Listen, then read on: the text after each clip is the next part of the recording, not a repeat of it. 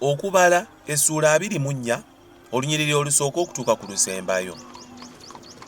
Awo Balamu bwe yalaba nga Mukama asiimye okuwa Isirayiri omukisa, n'atagenda ng'olulala okunoonya eddogo, naye n'ayolekeza amaaso g'olukoola.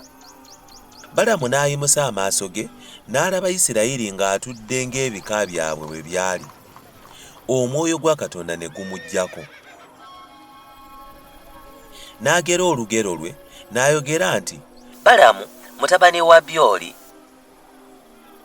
ayogera, era omusajja eyazibwa amaaso ayogera. Ayogera oyo awulira ebigambo bya Katonda, alaba okwolesebwa okw'omuyinza w'ebintu byonna, ng'agwa wansi n'amaaso ge nga gatunula. Nti, eweema zo nga nnungi, gwe Yakobo, ennyumba zo gwe Isirayiri. Zeeyaliiridde ng'ebiwonvu, ng'ensuku eziri ku lubalama lw'omugga, ng'emiti egy'omugavu Mukama gye yasimba, ng'emiti emyereza egiri ku lubalama lw'amazzi. Amazzi ganaakulukutanga okuva mu nsuwa ze, n'ensigo ze zinaabanga awali amazzi amangi. Ne kabaka we anaasinganga agajja obugulumivu, n'obwaka bwe bunaagulumizibwanga. Katonda omuggya mu Isirayiri alina amaanyi ng'ag'embogo. Aliriira ddala amawanga abalabe be, era alimenyamenya amagumba gaabwe, n'abakuba okubafumita n'obusaale bwe. Yabwama yagalamira ng'empologoma ennume, era empologoma enkazi ani anaamusaggula. Aweebwenga omukisa buli anaakusabiranga omukisa. Awo obusungu bwa Balaki ne bubuubuukira Balamu, n'akuba mu ngalo. Balaki n'agamba Balamu nti, nakuyita okukolimira abalabe bange, era laba obasabiridde ddala omukisa emirundi gino gyonsatule.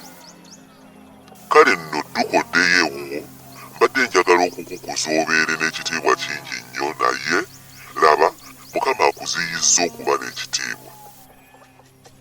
Balamu n'agamba Balaki nti, Era saagamba n'ababaka bo be wantumira nti, Balaki bw'ali agala okumpa ennyumba ye ng'ejjudde effeeza ne zaabu, siyinza kuyita ku kigambo kya Mukama okukola ebirungi newankubadde ebibi, nga nnyima mu magezi gange nze. Mukama ky'anaayogera nange kye nnaayogera. Era kaakano laba ngenda eri abantu bange. Jangu nkutegeeza abantu bano bye balikola abantu bo mu nnaku ez'oluvannyuma.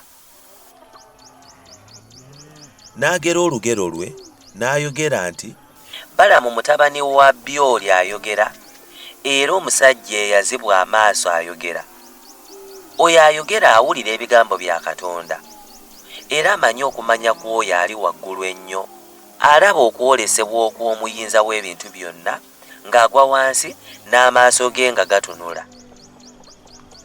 Nti, mulaba naye si kaakano, mutunuulira naye tandi kumpi.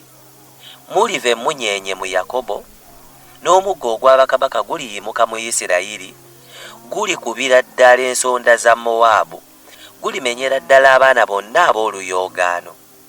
Kale Edomu aliba butaka, era ne Seyiri aliba butaka, abaali abalabe be Isirayiri ng'akola ebyobuzira. Era muliva mu Yakobo omu aliba n'okufuga, alizikiriza abalifikkawo mu kibuga. N'atunuulira Ameleki, n'agera olugero lwe n'ayogera nti, Ameleki yali wa lubereberye mu mawanga, naye enkomerero ye ey'oluvannyuma erituuka ku kuzikirira. N'atunuulira Omukeeni, n'agera olugero lwe ng'ayogera nti, ekifo kye eky'okutuulamu ky'amaanyi, n'ekisu kyo kyateekebwa ku lwazi. Naye Kayini alinyagibwa, okutuusa Asuli lwali kutwala mu busibe. N'ayogera olugero, n'ayogera nti, zitusanze, ani aliba omulamu Katonda bw'alikola kino? Naye ebyombo biriva ku ttale ly'e Kittimu, biribonereza Asuli, biribonereza n'Eberi, era naye alituuka mu kuzikirira. Balamu n'agolokoka n'agenda n'addayo mu kifo kye, ne Balaki n'addayo.